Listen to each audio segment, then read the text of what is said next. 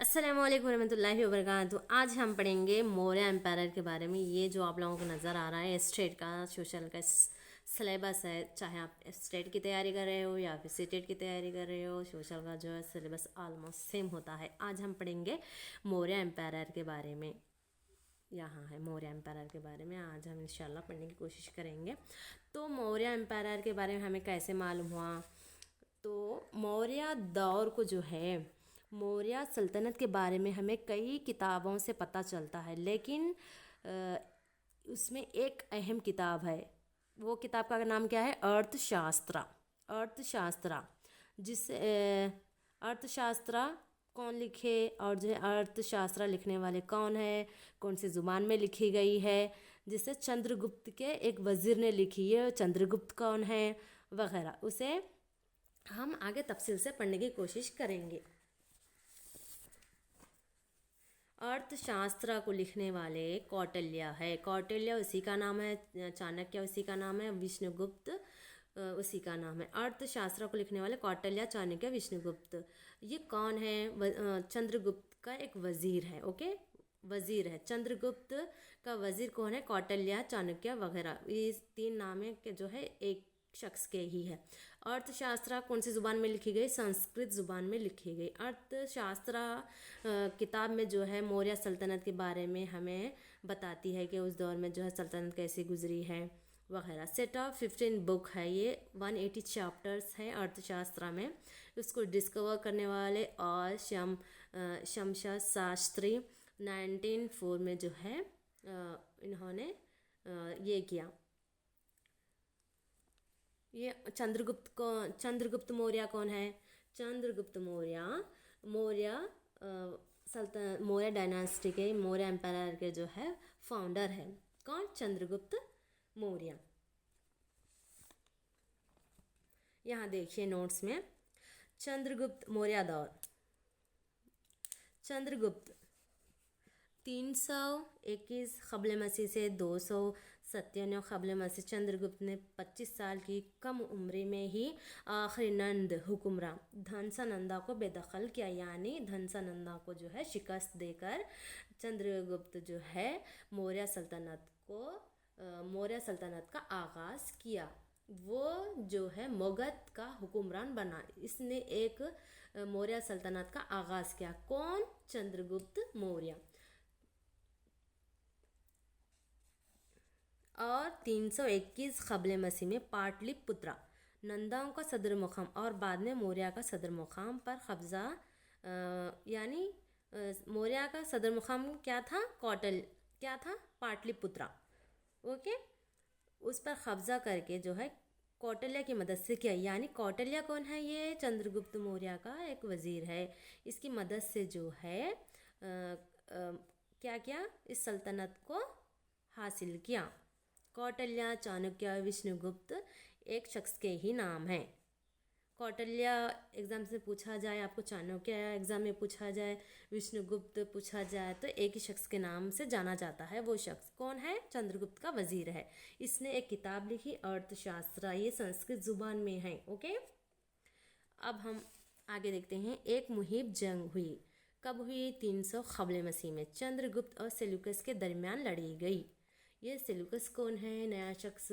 Okay, मैं आपको समझाने की कोशिश करूँगी।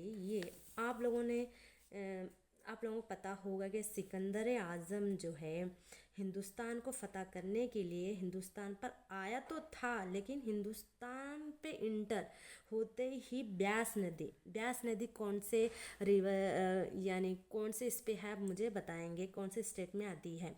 नदी पर जो है फ़ौज, सिकंदर की जो है फ़ौज इनकार की वजह से, यानी ब्यास नदी पर ही पहुंचकर जो उसे वापस बुला लिया गया अपनी कंट्री को, वापस जाने की वजह से वो हिंदुस्तान को जो है फ़तह नहीं कर सका। लेकिन ब्यास नदी पर 3 गवर्नर को रखा। 3 गवर्नर में एक गवर्नर का नाम क्या है? सेल्यूकस है। सेल्यूकस कौन है? सिकंदर का एक गवर्नर है। और सिकंदर के बाद जो है सेल्यूकस ने अपनी हुकूमत को संभाला। सेल्यूकस और चंद्रगुप्त के दरमियान एक माहिदा हुआ। इसके मुताबिक सेल्यूकस की बेटी का नाम क्या है? हेलेना की शादी चंद्रगुप्त से हुई। चंद्रगुप्त की शादी किससे हुई? हेलेना। हेलेना कौन है? सेल्यूकस की बेटी है। इसके हौज सेल्यूकस को 500 हाथी हासिल हुए। सेल्यूकस ने मेगाथिनीस को सफ़ीर के तौर पर चंद्रगुप्त के दरबार को भेजा। ये मेगाथिनीस चंद्रगुप्त के दरबार में आया जाया करता था। इसने एक किताब लिखी, ये भी आप लोगों को एग्ज़ाम में पूछा जाता है, ये बहुत इम्पॉर्टेंट है। मेगाथिनीस जो है एक किताब लिखा, वो किताब का नाम क्या है? इंडिका है। ओके, सोर्सेस, मेगाथिनीस ने इंडिका किताब लिखा, यहाँ देख लीजिएगा आप। इंडिका कौन है लिखने वाले? मेगाथिनीस है। ये कौन है? चंद्रगुप्त के दरबार में जो है आया जाया करता था।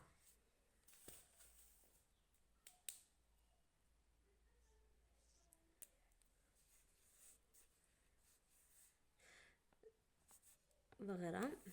जैन अदब के मुताबिक चंद्रगुप्त ने अपनी ज़िंदगी के आखिरी आयाम जैन मत कबूल किया और अपने बेटे बिंदुसारा के हक़ में तख्त छोड़ दिया।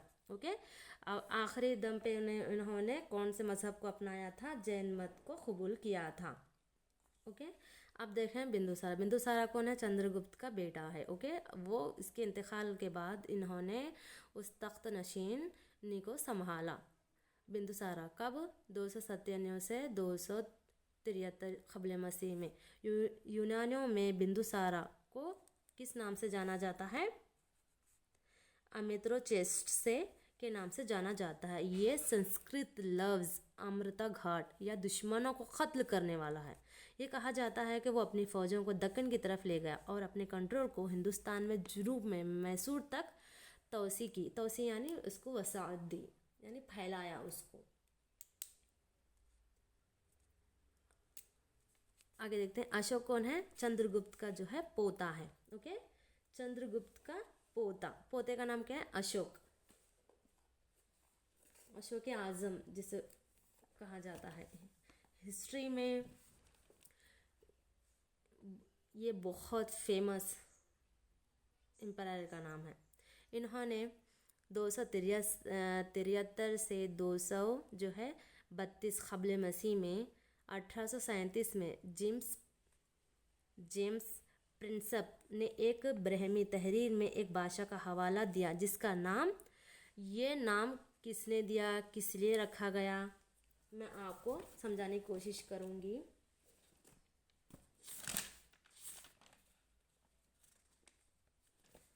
यहाँ देख लीजिएगा, मेजर रॉक एडिक्ट्स 14 जेम्स प्रिंसेप्स। ये जो है अशोका जो है प्राकृत लैंग्वेज थी, ब्राह्मी स्क्रिप्ट्स थी। ओके, आपको एग्जाम में पूछा जाता है कौन सी? अशोक के इस कुतुबात जिसे कहते हैं प्राकृत में थे और जो ब्राह्मी रस्मुल ख़त यानी लिखावट कै में थी बताएं आप? ब्राह्मणी इस रस्मुल ख़त में थी, प्राकृत में थे और इन्हें ब्राह्मी रस्मुल ख़त में लिखा गया था। मेजर एडिक्ट्स वगैरह मैं आपको आगे समझाने की कोशिश करूँगी, स्टेप बाय स्टेप देखते हैं।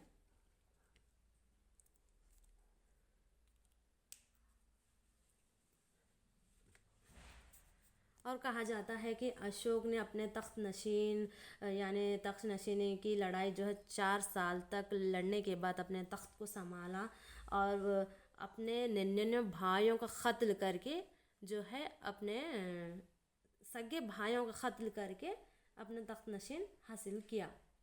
और जो है इसके दौर में जो है कलिंगा का जो है वाक़या, कलिंगा के जंग जिसे कहते हैं, वो जंग को कब हुई? वो जंग 261 क़ब्ल मसीह में हुई कलिंगा की। ये कलिंगा कौन से मकाम पे है?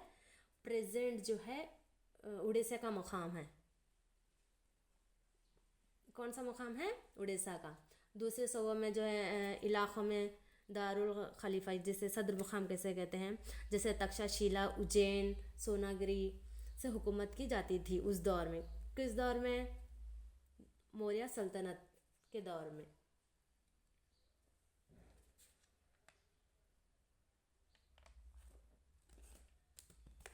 जो इम्पोर्टेंट्स है आपको मैं उसी के बारे में पढ़ाने की कोशिश करूँगी यहाँ पर। ओके, ज़्यादा टाइम वेस्ट नहीं करना चाहिए हम लोगों को, जो इम्पोर्टेंट्स है वही देख लेनी चाहिए।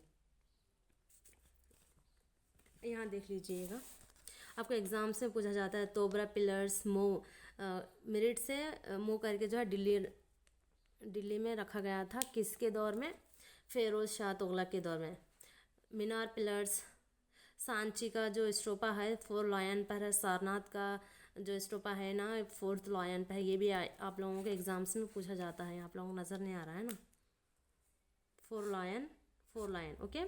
और जो है वैशाली जो सिंगल लायन पर है ओके। इसी तरह मेजर पिलर इंस्क्रिप्शंस जो है ये कहाँ पे है? सारनाथ का लायन कैपिटल कहाँ पे है? वाराणसी। इसको कौन बनाया? अशोक ने बनाया। और जो है फर्स्ट जो सरमन बुद्धिस्ट का जो खुतबा दिए थे ना, इसी में सारनाथ के वाराणसी में दिए थे। चौकंडी स्टोपा कहाँ पे है? आप मुझे कमेंट्स में बताएंगे। धमक स्टोपा कहाँ पे है? यूपी उत्तर प्रदेश में है। आपको ये जो मैं बोल रही हूँ ना, वो एग्ज़ाम्स में पूछा जाता है। अशोका के टीचर का नाम क्या था? उपागुप्त था।